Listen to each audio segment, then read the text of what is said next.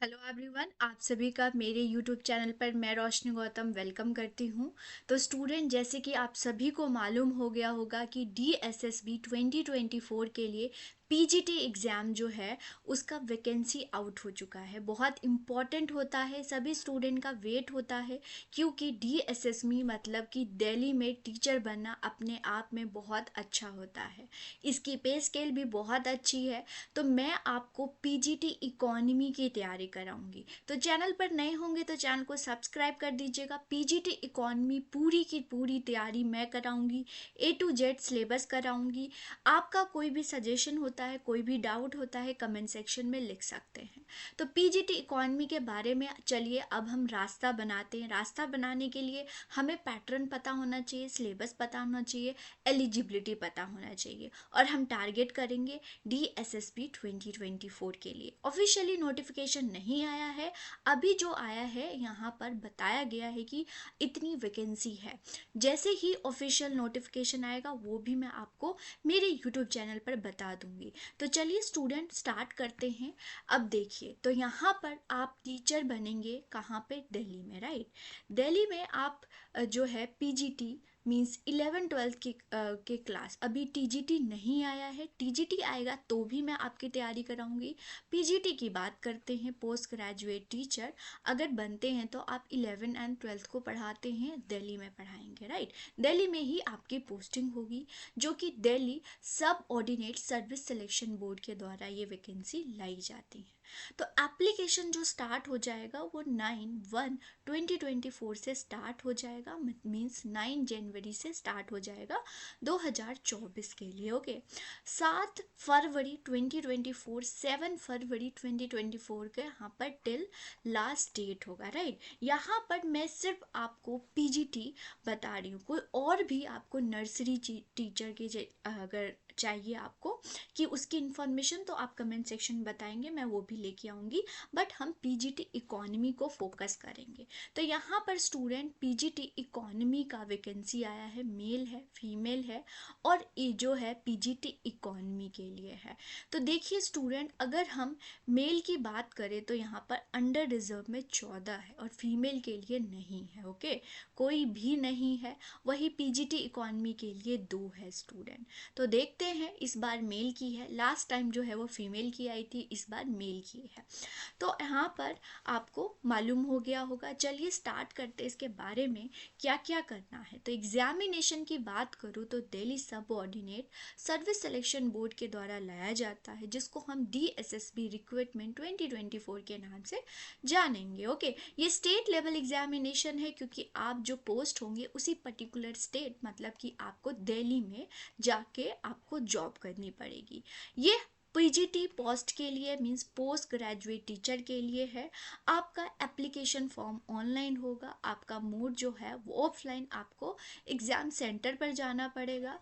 जितनी वैकेंसी है मैंने आपको बता दिया। ओके, अभी ऑफिशियली नोटिफिकेशन आएगा तभी मैं आपको एकदम बताऊंगी, राइट। एग्ज़ाम डेट क्या होगा ये भी मैं आपको अवेयर बता दूंगी। तो आप चैनल पर होंगे तो चैनल को सब्सक्राइब कर दीजिएगा। टोटल ड्यूरेशन कितना होता है? 3 आवर फॉर PGT। और delhi.gov.in पे आप पूरी इंफॉर्मेशन जाके देख सकते हैं। वैसे तो मैं अपनी यूट्यूब पे आपको बताती रहूँगी। अब PGT है मतलब पोस्ट ग्रेजुएट टीचर की बात है, तो आपको मास्टर होना चाहिए, राइट। आपका जो कंसर्न सब्जेक्ट, मतलब अगर हम इकोनॉमी की बात करें तो इकोनॉमी में आपका मास्टर होना चाहिए। ओके, और जो बीएड भी होना चाहिए, राइट स्टूडेंट, बीएड भी होना चाहिए। आपका जो है, आपने क्या किया है, 3 year experience of teaching college, higher secondary, higher school in the subject concern में किया हुआ है, राइट। तो बीएड, अगर आपके पास बीएड नहीं है तो आपने PhD किया है तो चलेगा। ओके, और अगर और एक्सेप्शनल है, अगर आपके पास बीएड नहीं है तो आपका PhD भी होना चाहिए। PhD में होगा तो चलेगा। मान लीजिए PhD नहीं है तो ध्यान से समझिएगा, आपका 10th में 11th में, 12th में, 10th में, 12th में, ओके, आपका जो ग्रेजुएशन है, मास्टर है, सब में आपका फर्स्ट डिवीज़न होना चाहिए, 60% से अबव होना चाहिए, तो आप विदाउट बीएड भी अप्लाई कर सकते हैं। स्टूडेंट, अगर नोटिफिकेशन ऑफिशियली आता है, अगर कोई चेंज होता है तो मैं आपको बता दूंगी। फॉर द टाइम बिंग यही प्रोसेस है, ओके। अगर आपके पास बीएड नहीं है, इन केस बीएड नहीं है, तो 10th 12th ग्रेजुएशन मास्टर में आपका 60% मतलब फर्स्ट डिवीज़न होना चाहिए, याद रखिएगा। इफ़ कोई चेंजेस होगा तो मैं आपको अवेयर कर दूंगी। फॉर द टाइम बिंग यही है, ओके। चलिए स्टूडेंट, अब हम देखेंगे टीयर 2 और टीयर 2 लेवल में होता है एग्जामिनेशन, मतलब 2 पेपर होते हैं। यहाँ पर अगर हम बात करें तो आपका जो पेपर टीयर 1 का पेपर होगा वो ये होगा, जनरल अवेयरनेस आएगी जो कि 20 क्वेश्चन होगा, 20 मार्क्स का होगा। जनरल इंटेलिजेंस रीजनिंग जिसको बोलते हैं, 20 क्वेश्चन होंगे, 20 मार्क का होगा। अर्थमेटिकल न्यूमेरिकल एबिलिटी भी क्वेश्चन 20 होंगे और 20 मार्क्स का होगा। इंग्लिश लैंग्वेज 20 क्वेश्चन 20 मार्क्स का होगा। हिंदी लैंग्वेज 20 क्वेश्चन 20 मार्क्स के होंगे। और जो पीजीटी की बात कर रही थी, तो मीन्स यहाँ पर कितने हो गए, 100 क्वेश्चन हो गए तो 100 मार्क्स हो गए, राइट। 100 क्वेश्चन हो गए तो 100 मार्क्स हो गए, ओके। यहाँ पर अगर हम बात करें तो यहाँ पर 200 होगा, 200 क्वेश्चन होंगे, 200 मार्क्स होगा, क्या, पीजीटी इकोनॉमी से रिलेटेड, ओके। तो टोटल यहाँ पर 300 आपको क्या मिलेंगे, क्वेश्चन मिलेंगे, और हर क्वेश्चन सॉल्व करने के लिए सिर्फ 1 मिलेगा, मतलब 3 आवर्स आपको मिलेंगे। स्टूडेंट याद रखिएगा। यस स्टूडेंट, यहाँ पर नेगेटिव मार्किंग है, आप गलत करते हैं कोई भी क्वेश्चन तो 0.25 मार्क्स आपके डिडक्ट हो जाएंगे, राइट, कट जाएंगे, ओके, याद रखिएगा। तो इस प्रकार से चलिए डिटेल हम सिलेबस को जानते हैं, बिल्कुल ब्रॉड में मैं आपको बताऊंगी। General English, reasoning, general Hindi, numerical ability, knowledge, ये जो था टीयर 1 मतलब पेपर 1 के नाम से जानते हैं, मतलब यहाँ पर 2020 जो है उसका आपका सिलेबस है। तो यहाँ पर जनरल इंग्लिश में normal articles, modal, narration, pronouns, adverbs, adjective, verbs, preposition, tense पर जो है ये सब, वॉइस वगैरह, ईडियम्स, फ्रेजेस, एंटोनम्स, सिनोनिम्स जो हैं ये आपके आएंगे जनरल इंग्लिश में। उसके बाद हिंदी में संज्ञा, सर्वनाम जो हिंदी में इंग्लिश में था उसको हिंदी में, वचन हो गया, लिंक हो गया, वाक्य निर्माण हो गया, पर्यायवाची हो गया, मुहावरे हो गए, अलंकार हो गए, संधि हो गए, समाज हो गए, ये सब आपके आएंगे। आप स्क्रीनशॉट ले लीजिएगा और मेरे टेलीग्राम चैनल में आपको बता दूंगी, वहाँ से आप इसका डिटेल वीडियोस का जो पीडीएफ है ले सकते हैं।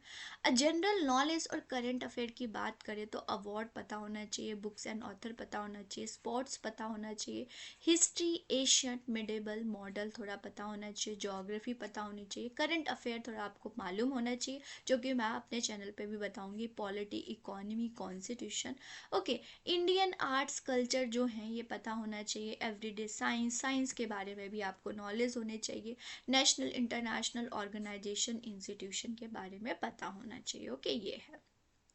फिर रीजनिंग की बात करें तो वर्बल, नॉन वर्बल जो है, एनालॉजी, सिमिलैरिटी, सिलोजम्स जो है, problem solving, blood relation, arithmetical reasoning, figure, classification, logical reasoning, ये सारे क्वेश्चंस आते हैं। न्यूमेरिकल एबिलिटी और डाटा डीआई में देखें तो number system, simplification, decimal, DI हो जाएगा, LCM, HCF, ratio, proportion, percentage, average, profit loss, discount, simple, compound interest हो जाएगा, टाइम, वर्क, डिस्टेंस, और ये टेबल ग्राफ, ये सब आपके डीआई में आएंगे। अब ये क्या था, टीयर 1 मतलब पेपर 1 का सिलेबस था, जो कि मैंने आपको सारा कुछ बताया, ये इस प्रकार से आएगा और आपको यहाँ पर अच्छे से मार्क्स लेके आना है। 2020 हर क्वेश्चन आएंगे और जिसमें से एक गलत करेंगे तो आपके 0.25 भी गलत हो सकते हैं, तो इस प्रकार से आपने ध्यान से करना है। चलिए इकोनॉमी की बात करते हैं। इकोनॉमी अगर मैं स्टूडेंट बताऊं तो यहाँ पर मास्टर लेवल का क्वेश्चन आता है। इट मीन्स यहाँ पर लास्ट प्रीवियस ईयर की बात करें तो यहाँ पर आपकी इकोनोमेट्रिक्स से भी सवाल आया हुआ है। तो बोला गया है 11th-12th का जो आपका सिलेबस है, लेकिन यहाँ पर अगर यूजीसी नेट की तैयारी, इतना हाई लेवल तो नहीं आता बट जो है उस लेवल का ही आता है। इकोनॉमी स्टैट्स अच्छे खासे क्वेश्चंस आते हैं। तो आपको ये नहीं लिखना है कि हमने थोड़ी तैयारी करनी है, अपनी एडवांस तैयारी करिए। बट डरने की बात नहीं है, मैं आपको तैयारी कराऊंगी, राइट। बहुत सारे लेक्चर्स भी हैं, आप देख सकते हैं। डेली 10 बजे मैं लाइव आती हूँ इकोनॉमी में, तो आप मेरे साथ जुड़ सकते हैं। ओके, चलिए स्टूडेंट स्टार्ट करते हैं। अगर इसकी सिलेबस की बात करें, इकोनॉमी सिलेबस की बात करें, तो सेंट्रल प्रॉब्लम ऑफ इकोनॉमी देखेंगे, कैसे प्रोड्यूस होता है, किसके लिए प्रोड्यूस होता है, राइट। ऐसे opportunity, cost, consumer and demand, मतलब माइक्रो का ये है आपका। चलिए माइक्रो की बात करें तो माइक्रो इकोनॉमी में कंज्यूमर इक्विलिब्रियम से स्टार्ट होगा, मतलब डिमांड यूटिलिटी हो गई। ओके, डिमांड हो गया, यूटिलिटी हो गई, मार्केट्स हो गए, प्राइस इलास्टिसिटी हो गया, ये सब आपको आएगा, राइट। टोटल आपका ये सब आएगी, मतलब कि वहीं डिमांड से स्टार्ट करेंगे। डिमांड, यूटिलिटी, इलास्टिसिटी, मार्केट, उसके बाद प्रोडक्शंस हो गए, राइट। यहाँ पर हो गया नेशनल मार्केट एंड प्रोडक्शंस वगैरह हो गए, कॉस्ट हो गया, ये सब आपको आएगा। रेवेन्यू भी हम देख लेंगे क्योंकि मार्केट है। टोटल रेवेन्यू, मार्केट जो है एवरेज रेवेन्यू या फिर मार्जिनल रेवेन्यू की बात करेंगे, मतलब डिटेल में इसको हम करेंगे और डिटेल में भी आता है स्टूडेंट। वही मैक्रो आ गया तो नेशनल इनकम आ जाएगा, इसको मैं बहुत अच्छे से पढ़ाऊंगी और 11th-12th में तो आपने पढ़ाना भी है, तो इसको आपको अच्छे से आना चाहिए। तो देखिए स्टूडेंट, यहाँ पर मीनिंग्स की बात करें तो जीडीपी, जीएनपी, मतलब नेशनल इनकम की बात करी है। फ्लो ऑफ इनकम कैसे होता है, हाउस होल्ड होता है, फर्म होता है, गवर्नमेंट होती है, एक्सपोर्ट इंपोर्ट होता है, कैसे फ्लो ऑफ इनकम होता है, राइट। डिस्पोजेबल इनकम क्या होता है, प्राइवेट इनकम, पर्सनल इनकम, ये क्या होते हैं, ये सब बोला गया है, राइट। प्रोड्यूसर बिहेवियर क्या होता है, supply, aggregate, demand and supply हो गया। Production, production function, consumer surplus, cost and revenue, ये उधर का ही आ गया, राइट। एक इस प्रकार से दिया हुआ है, सप्लाई, सप्लाई कर्व हो गई, रिटर्न टू फैक्टर हो गया, जैसे कि मैंने प्रोडक्शन में बताया था। वेलफेयर इकोनॉमी की बात भी कराई गई है, प्रेटो ऑप्टिमल। ओके, यहाँ पर मैं आपको सोशल वेलफेयर भी एक क्लास में हम कर लेंगे। एग्रीगेट डिमांड, यहाँ पर जो है कंज्यूमर की थ्योरी, कंजम्पशन की थ्योरी, माफ कीजिएगा, कंजम्पशन की थ्योरी, जैसे कि साहब ने दिया है यहाँ पर, वो केन्स के द्वारा दिया गया है। ओके, यहाँ पर फ्रीडमैन के द्वारा दिया गया है कंजम्पशन थ्योरी। उसके बाद मॉडिगिलानी के द्वारा दिया गया है, बैनबर्ग के द्वारा दिया गया है। तो ये कंजम्पशन थ्योरी, प्रोस्पेंसिटी टू सेव, मतलब कि ये तो आपको पढ़ाना ही पड़ेगा 11th-12th में, तो अच्छा खासा आएगा। अनएम्प्लॉयमेंट, फुल एम्प्लॉयमेंट क्या होता है, इनकम एम्प्लॉयमेंट, केन्स की थ्योरी हम करेंगे। मल्टीप्लायर क्या होता है, वर्क कैसे करता है, ये सारी हो गई। प्रॉब्लम ऑफ एक्सेस और डेफिसिट कैसे होता है, ये हम देखेंगे। इन्फ्लेशन की थ्योरी एंड फिलिप्स कर्व भी आ ही जाएगा, आपसे पूछ ही लेंगे। मनी एंड बैंकिंग, मतलब मनी से स्टार्ट करेंगे और ये भी चैप्टर है 11th-12th में, तो आपको पढ़ाना ही पड़ेगा। Central bank, commercial bank, recent जो रिफॉर्म्स हुए हैं, या जितनी भी कमेटीज़ हुई हैं इसकी मैं बात करेंगे। बजट की बात करेंगे, गवर्नमेंट बजट की क्लासिफिकेशन बहुत अच्छे से मैं आपको कराऊंगी, टाइप ऑफ बजट, रेवेन्यू, और जो है रोल ऑफ गवर्नमेंट क्या होती हैं। जैसे कि अभी ही न्यूज़ में आया है कि आईएमएफ ने वार्न किया है इंडिया को, भाई कि आपकी डेट बहुत हो रही है, तो ये सब क्या है इसके बारे में बात करेंगे। एक्सटर्नल इकोनॉमी में आ जाएगा, फॉरेन एक्सचेंज है, मतलब बैलेंस ऑफ पेमेंट है, current account, capital account, merit, demerits क्या होती हैं, डिमांड एंड सप्लाई क्या होता है, थोड़ा बहुत थ्योरीज भी यहाँ पर देख लेंगे। लिखिए थ्योरीज भी यहाँ पर आएगी आपकी, free trade, protections, okay, theories हम करेंगे, राइट। थोड़ा थोड़ा मैं आपको बताऊंगी कि इन केस कैसे क्वेश्चंस आते हैं। और प्रीवियस ईयर क्वेश्चन भी हम सॉल्व करेंगे।